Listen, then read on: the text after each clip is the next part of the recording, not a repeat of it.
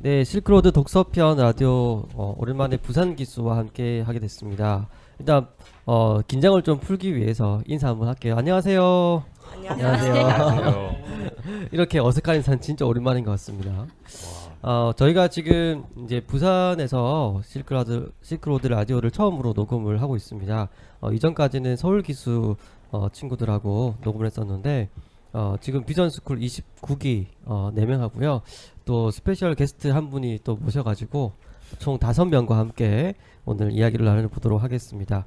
일단 그래도 그 청취자분들께서 목소리를 좀 구분하셔야 되기 때문에 우리 에노기부터 우리 이제 간단하게 자기소개 한 번만 해보도록 하겠습니다. 네, 소개. 29기 김애녹이라고 하고요. 비전 키워드는 데이터 코딩 서포터 같은 그런 키워드가 되어 있고요. 저 비전 네이밍으로는 코 서포터라고 되어 있습니다. 코어 서포터. 그 프로그래밍과 관련된 일을 하시는 네. 거죠? 네, 반갑습니다. 자, 그다음 능수. 네, 저는 29기 설능수라고 하고요. 저의 그 비전 네이밍은 비전 키워드는 장애인이고 캠핑입니다. 그리고 이제 비전 네이밍으로는 사회적 기업가로 하고 있습니다. 네, 조금 풀이를 해드리면 장애인들을 위한 캠핑을 사회적 기업으로 만들어서 그들에게 좋은 경험을 제공하고자 하는 비전을 꿈꾸고 있습니다. 네, 그다음 네, 우경이 소개. 안녕하세요. 저는 비전 스쿨 29기 박우경입니다. 네, 저의 비전 네이밍은 푸드 스타일리스트입니다. 네, 여러분 여기 부산 기수인 거 티나죠? 푸드 스타일리스트입니다. 네, 그리고 그다음 네, 안녕하세요. 저는 29기 이배견입니다. 네, 저의 비전 키워드는 디자인 중에서 웹 디자인과 사용자 경험 디자인 그리고 영어이고요. 그래서 저의 비전 선언문은 선한 영향력을 끼치는 UX 디자이너가 되는 것입니다. 네, 반갑습니다. 네, 그리고 오늘 또 스페셜 게스트 한 분이 오셨어요. 네, 오늘 그래도 아리따운 목소리로 자기소개 한번 듣도록 하겠습니다. 네, 안녕하세요. 저는 비전 스쿨 27기 박세라라고 합니다. 네, 저희 비전 네이밍은 성교육 상담사입니다. 네, 성교육을 네, 상담해 주시고 또 강의도 나가시기 위해서 이렇게 준비하고 있는 분을 모셨습니다. 오늘 총 5명의 책 나눔을 할 텐데 여러분한테 미리 공지를 드렸겠지만 이게 책 하부르타를 한다는 게 결코 쉬운 일 아니잖아요. 그래서 여러분이 할 수 있는 만큼 편하게 해주시면 될 것 같고요. 생각 외로 저희 실크로드 독서편을 들으시는 분들이 꽤 많으셨어요. 그래서 지난번에 에피소드를 한번 그 통계를 보니까 이렇게 1000명 정도 저희 클릭하셔가지고 다운로드 받으셔서 리뷰를 남겨주셨더라고요. 그래서 더 많은 또 더 좋은 독서 나눔을 하기 위해서 여러분들이 오늘 그 첫 하부르타는 그래도 29기 중에서 그나마 제일 열심히 하부르타를 하고 있는 우리 능수가 한번 해보도록 하겠습니다. 일단 뭐 거두절미하고요. 책 제목부터 한번 알려주시겠어요? 제가 선정한 책은 네, 그 제로 투 원이라고 하는 책이고요. 제로 투 원. 네. 그리고 이제 이 책의 저자는 피터 틸이라고 하는 이제 페이팔의 공동 창업자가 그 출간을 한 책입니다. 이게 페이팔이 어떤 회사죠? 페이팔이라고 이제 실리콘밸리에서 시작한 네. 그 결제 대행 서비스 네네네. 같은 흔히 이제 우리가 알고 있는 그거 맞죠? 네네 그 페이팔을 공동 창업한 사람이고요. 이 사람이 그 스탠퍼드 대학에서 스타트업 이제 강의를 하는 걸 이제 그 블레이크 메스터스라는 그 학생이 그거를 이제 정리해서 이제 올린 글이 이제 이슈되면서 그걸 책으로 출간하게 된 책이 제로 투 원이라고 합니다. 네. 그래서 이 제로 투 원 이제 머릿말에 보면 이 책을 쓴 의도가 새로운 것을 창조하는 회사를 만드는 방법에 관해 다룬다라고 이렇게 얘기를 하고 있어요. 그래서 이 책은 이제 스타트업을 준비하거나 창업을 이제 준비하는 사람들에게 이제 도움을 주고자 하는 네. 그냥 어떤 교과서적인 의미에서 쓴 책이 아니라 이 저자는 이제 생각하게 만드는 책이라고 얘기를 하면서 여러 가지 주제를 다루고 있습니다. 그래서 그 중에 제가 지금 총 14가지의 목차 중에 그 절반 정도인 이제 7가지의 목차를 제가 읽어왔는데 네. 아직 뭐 제가 제대로 정리된 부분은 크게 없어서 음. 특별히 이제 어떤 의도에서 이 책이 써졌냐면 예를 들어서 우리가 소프트웨어를 배우고 창업한다고 해서 제2의 마이크로소프트 회사를 만들 수 있는 것도 아니고 그렇죠. 그리고 음. 뭐 검색 엔진을 만들어서 제2의 구글 혹은 이제 뭐 SNS 쪽에 일을 한다고 해서 마크 저크버그가 될 수 없는 것처럼 이제 이 사람은 이제 얘기하기는 이제 창조라는 행위는 단 한 번뿐이며 창조의 순간도 단 한 번뿐이고 그 한 번의 창조로 세상에는 낯설고 신선한 무언가가 처음으로 생겨난다 이렇게 얘기를 하고 있어요.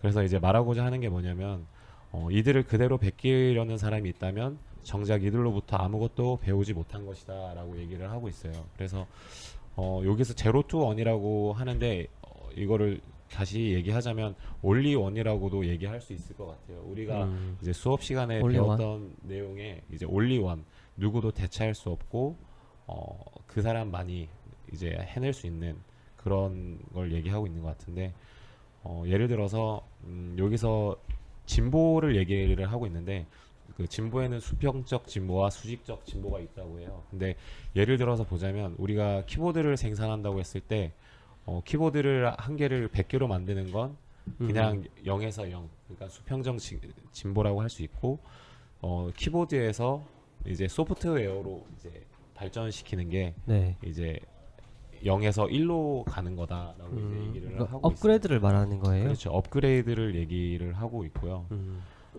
그러기 위해서 우리가 이제 미래를 향해 도전하라 이렇게 얘기를 하면서 이 저자는 이제 면접을 볼 때 사람을 채용할 때 가장 이제 자주 질문하는 것 중에 하나가 이런 질문이 있었어요. 정말 중요한 진실인데 남들이 당신한테 동의해주지 않는 것은 무엇입니까? 이 질문은 어떻게 보면 직설적이고 쉬운 질문 같은데 실제로는 이제 답하기 아주 어려운 질문이라고 할 수 있어요. 이 질문은 어떤 걸 이제 얘기를 하는 거냐면 네. 우리가 보통 이제 통념과 반대되는 생각을 묻는 질문이라고 해요. 그래서 이 통념과 반대되는 이 질문이 왜 중요하냐면 현재를 바라보는 시각의 차이를 그 사람들이 이제 드러내는 질문이기 때문에 그렇게 중요하게 보고 있고 또한 이제 이 질문이 왜 미래와 관련해서 왜 중요하냐면 여기서 이 저자는 미래란 아직 오지 않은 순간들의 총합이다. 그래서 그러나 미래가 현재와 뚜렷이 구별되고 또 중요한 이유는 아직 일어나지 않은 순간이라서가 아니라 그때가 되면 세상이 지금 우리가 보는 세상과는 다를 것이기 때문이다라고 얘기를 하면서 세상을 바라보는 시각에 대해서 이게 중요하게 얘기를 하고 있어요. 주로 때 창업자들에 대한 조언 네. 같은 거죠. 그렇죠. 그래서 이제 미래를 얘기를 하면서 또 이제 다음 장에서 이제 과거에서 배워라 얘기를 하면서 네. 과거 이제 1990년도에 있었던 과거의 거품 경제나 뭐 닷컴 열풍 뭐 여러 가지 이제 그 성장하는 그 과정에서 있었던 그런 실패를 바탕으로 해서 이제 새로운 이제 교훈들을 얘기를 해주고 있는데 여기서 말하는 건 뭐냐면 네. 이제 이런 과거의 교훈들을 통해서 새로운 이제 우리가 어떤 자세로 새로 이제 배워야 하는가를 얘기를 하고 있는데 그 중에 뭐 4가지를 얘기하고 있더라고요. 그래서 첫 번째는 어떻게 배워야 되는가? 네네. 그래서 이제 그 전에는 그 어떻게 일반적으로 원칙으로 자리 잡았던 교훈들이 뭐였냐면 첫째 점진적으로 발전은 이뤄라. 그리고 가벼운 몸집에 유연한 조직을 유지하라. 경쟁자들보다 조금 더 잘하라. 판매가 아니라 제품에 초점을 맞춰라. 이 4가지가 이제 그 2000년대 그 대규모 붕괴 사태에서 이제 얻어진 교훈이라고 이제 사람들이 받아들이고 있는데 근데 저자는 반대로 이 정반대의 원칙이 오히려 옳을 것이다라고 얘기를 하면서 네. 첫째 사소한 것에 매달리는 것보다 대담하게 위험을 감수하는 편이 낫다. 둘째 나쁜 계획도 계획이 아예 없는 것보다는 낫다. 네. 셋째 경쟁이 심한 시장은 이윤을 파괴한다. 넷째 판매 역시 제품만큼이나 중요하다. 이렇게 얘기를 하고 있는데 여기서 이제 이런 통념이나 바라보는 시각에 대해서 이제 얘기를 하는 게 마지막에 이렇게 매듭을 짓더라고요. 진정으로 남들과 다른 사람은 다수에게 반대하는 사람이 아니라 음. 스스로 생각하는 사람이다라고 얘기를 하면서 이제 우리가 세상을 바라보는 시각을 달리 해야 한다는 이제 얘기를 하고 있습니다. 그래서 제가 또 여기서 주장하고 있는 게 독점 자본주의라고 해서 경쟁이 아니라 독점을 해야 된다라고 하고 오. 있습니다. 그래서 여기서 말하는 독점은 창조 독점이라고 해서 창조적인 독점. 예, 창조적인 독점이라고 얘기를 하고 있어요. 그래서 오히려 그 경쟁이 더 부정적이고 그 독점에 대해서 더 선호하고 있는 것 같은데 아, 그럼 이쯤에서 한번 그 이제 얘기를 나눠봤으면 좋겠다 싶은 게요. 저런 이제 창업자들의 이야기 또 혹은 이제 세계적으로 유명한 사람들의 이야기를 듣다 보면 그런 삶의 이야기를 읽고 나서 나의 상황으로 연결시킬 때는 뭔가 좀 거리감이 있다고 느껴지잖아요. 그럴 때 어떻게 이렇게 연결을 시켜야 될까요? 좋은 내용인 거 다 알지만 이게 그 사람들만의 리그 같은 이런 느낌이 항상 있거든요. 저도 그렇고. 그러면 지금 나의 상황을 연결시키려면 어떤 게 좀 필요하다고 생각을 해요? 일단은 왜 독점 그리고 경쟁 이런 부분이 나온다고 생각을 하냐면 네. 남들이 하는 것을 따라가는 그게 아니라 정말 나만의 것, 나만이 가진 어떤 것으로 시장성을 만들어가는 그런 부분이라고 생각을 했어요.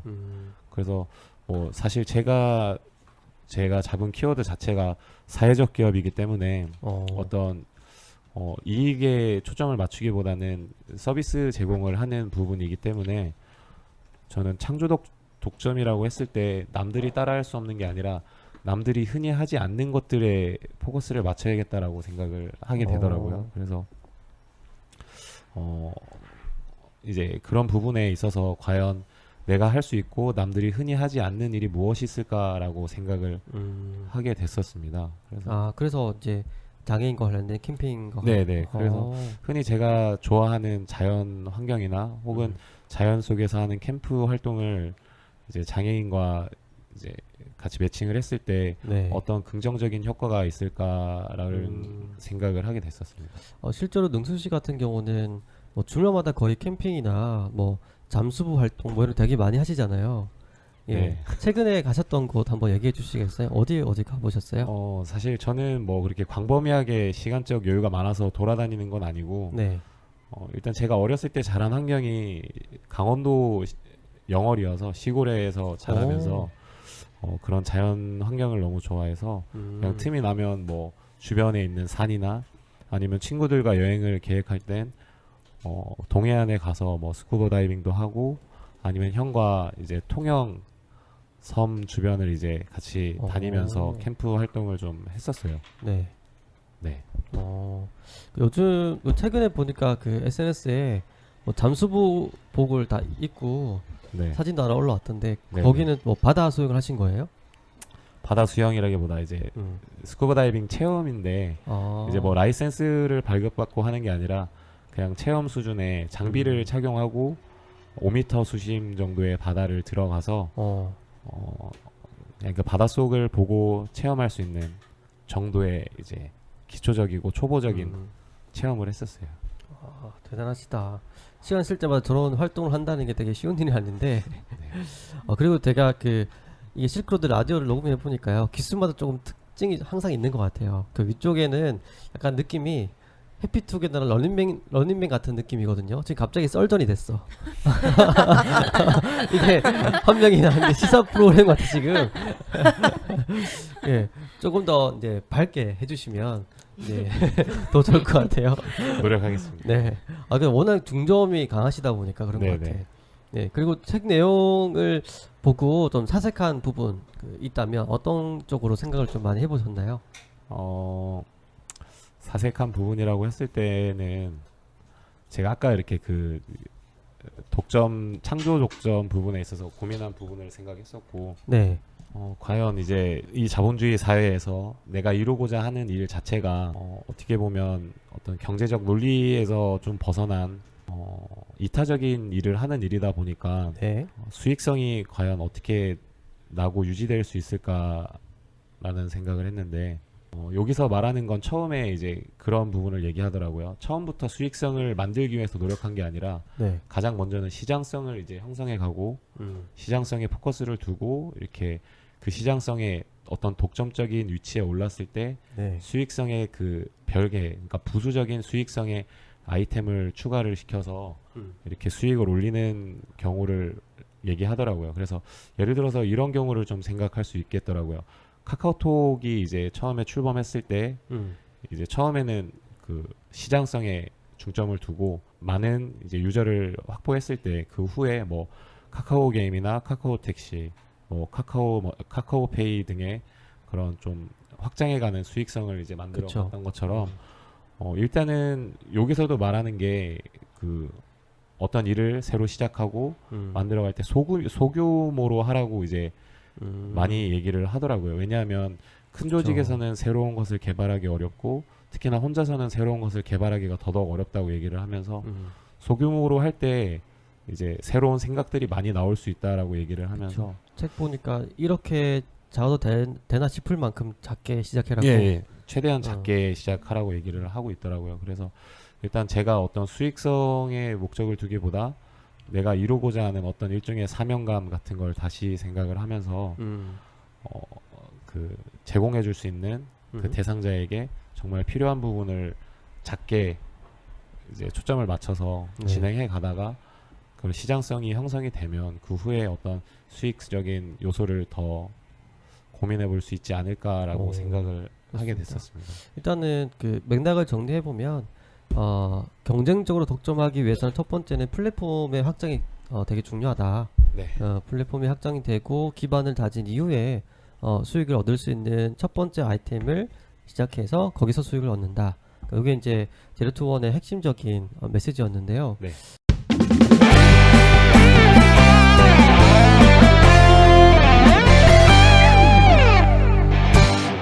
일단 한 번만 더 이제 같이 나눠봤으면 좋겠다 싶은 게 그 자본주의 사회에서 아까 여기서 말하는 경쟁적인 독점을 이루잖아요. 이게 기독교에서 말하는 이타성하고 조금 상반된 개념인 것 같은데 이걸 어떻게 조율하면 될까요? 네, 우경이. 네? 네. 저요? 네. 네, 당신요. 아무것도 안 했는데. 뭐 잘못해서 지명당한 게 아니잖아요. 질문을 하는 거잖아요. 그냥 뭐 네. 의견을 한번 말해보세요. 자본주의에서 네. 독점적인 크리스찬 기업이 있다면 네. 이게 그 기독교에서 말하는 이타성하고는 조금 상반된 개념이기도 한데 네. 어떻게 조율하면 이게 가능할까요? 이타성은 일단 남을 위한 게 이타성이잖아요. 그죠? 네. 독점은 일단 자신만 가지고 있는 그런 걸 독점이라고 하잖아요. 네. 일단 정의 자체부터 차이가 있는 네. 것 같고 네. 일단 무언가를 시작하게 됐을 때는 한 사람만 그것을 알고 있으니까 출발은 독점이 될 수밖에 없는 것 같아요. 하지만 이것을 가지고 있는 것을 남들에게 베푸면 이제 그게 이타성이 되지 않을까 싶어요. 또 베푸는 것만 다시 한번 설명해 주시겠어요? 어떻게 베푼다고요? 그러니까 처음에는 네. 그 뭐 기술이나 정보 네. 같은 것을 자신밖에 알고 어. 있을 수가 없으니까 출발할 때는 그쵸? 그것을 가지고 있다가 이제 커지고 나면은 다른 사람들에게 그 기술과 정보들을 알려주고 공유한다는 거예요? 네네 맞아요. 그러면 이타성의 성격을 가질 수 있지 않을까 그렇게 싶습니다. 그 공유를 해버리면 더 많은 경쟁자들이 나타나는 거잖아요. 네네. 그러면 수익이 떨어질 텐데 당연히. 그건 기업이 아니지 않나? 그것까지는 잘 모르겠어요. 학교인가?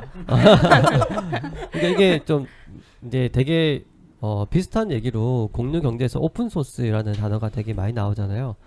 특히나 처음에는 이제 우리가 상식적으로 생각하는 것처럼 이걸 공개하면 내 이득이 더 떨어질 것이다 했는데 제품 자체가 좋아지는 것 때문에 기업의 이미지가 더 좋아지는 사례가 간혹 있긴 하지만 아직 일반적으로 나오는 그 정도는 아직 사례가 없는 것 같긴 해요.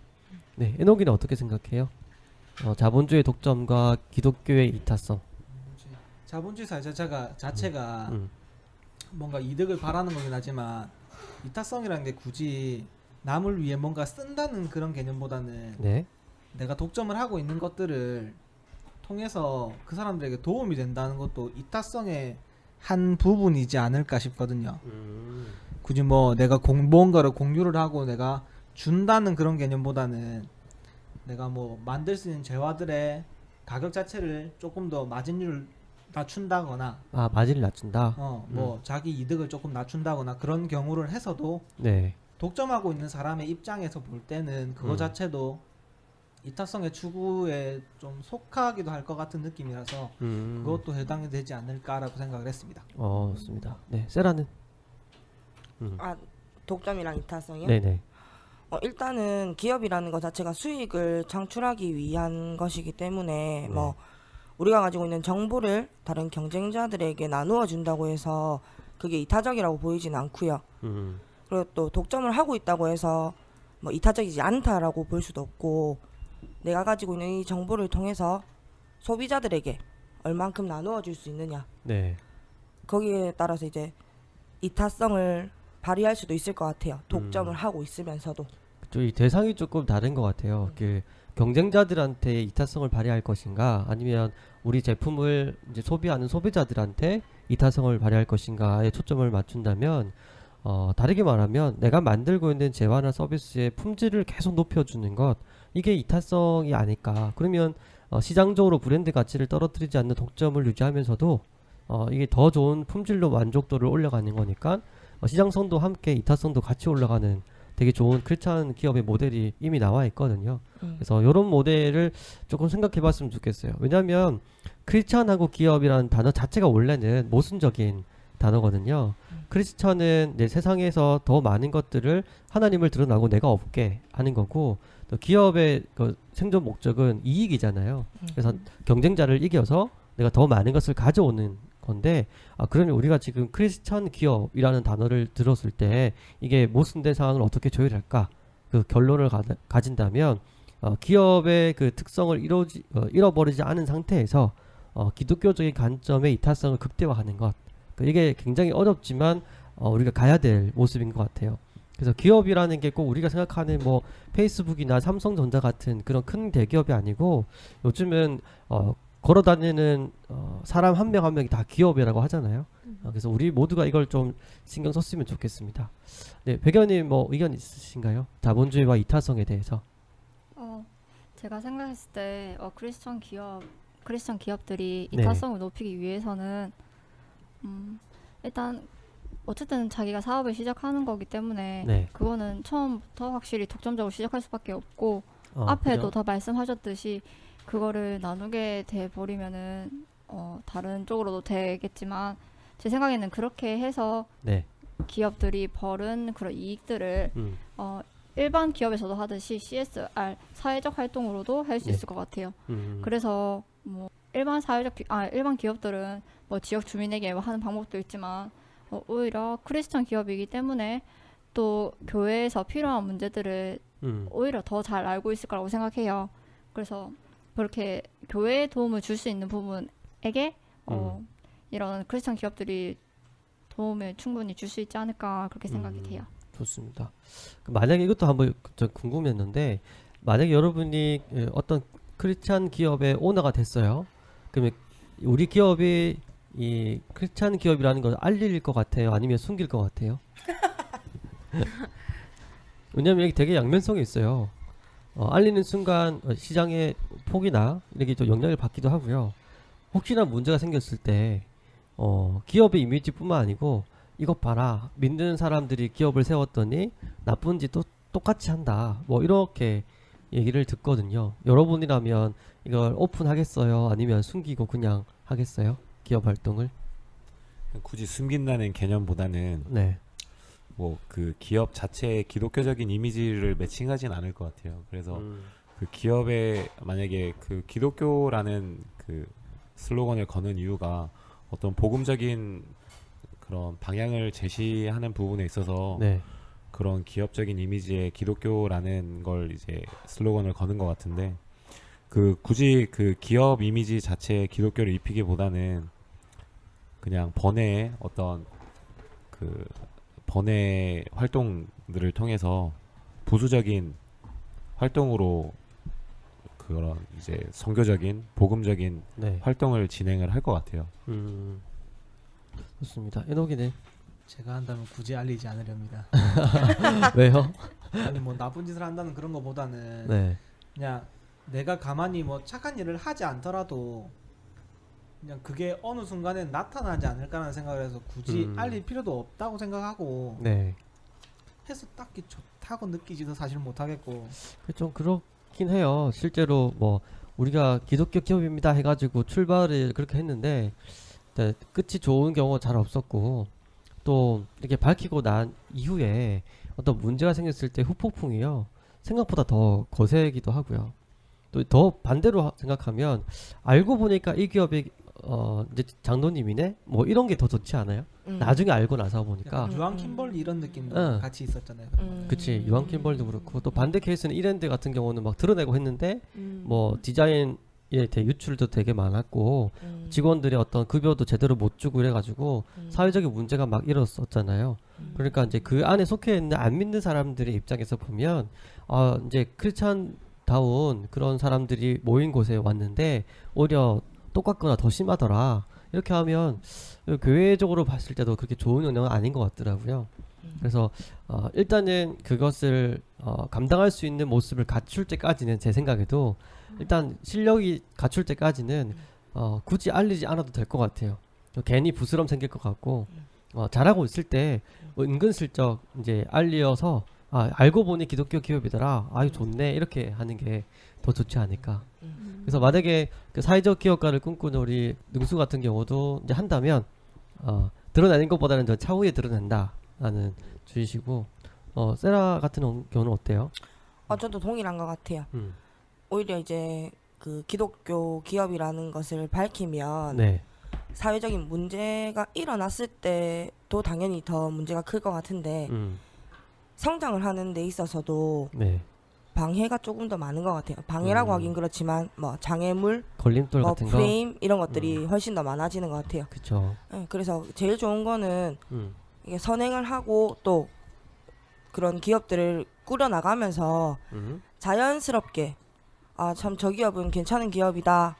그런데 기독교적인 기업이네라고 알려지는 게 이제 받아들이는 대중의 입장에서도 부담스럽지 않고 네. 그럴 것 같아요. 좋습니다. 일단 첫 번째 책이 제로 투 원 피터 툴이 맞나요? 틸. 피터 틸이라는 사람이고 네. 또 페이팔의 공동 창업자에 대해서 기업 이제 보니까 또 부제가 이렇게 되어 있더라고요. 스타트업에 어떻게 되어 있죠? 스탠퍼드 대학교 스타트업 최고 명강이 이렇게 네. 돼 있고 맨 마지막에는 경쟁하지 말고 독점하라 이렇게 얘기하고 네. 있습니다. 좋습니다. 우리 수업 내용에서 말하면 비펄스트가 되라는 주제와 좀 많이 비슷한 내용들이 있더라고요. 네. 저도 그렇게 능수처럼 어떤 책을 읽을 거다 이렇게 미리 카페에 좀 올려주시면 제가 같이 좀 공부를 해와서 더 많은 주제를 토론할 수 있을 것 같습니다. 알겠죠, 네 혹시? 네.